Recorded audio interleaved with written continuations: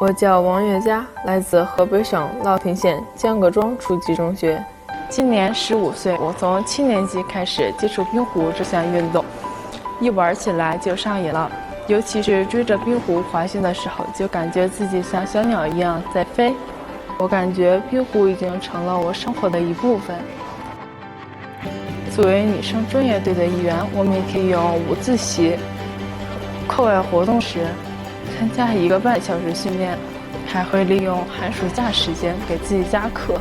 自从参加冰壶运动以来，我感觉自己变得比以前更开朗了，团队意识更强了，思考分析问题的能力也增强了，还减少了不少壶友。我所在的江各庄初级中学冰壶代表队多次参加各种省级赛事，并取得了很好的成绩。未来，我和我的小伙伴还想去参加国家级的比赛，想去更高级别的运动队训练，希望有朝一日站在冬奥的颁奖台上，继续我们的冰壶追梦路。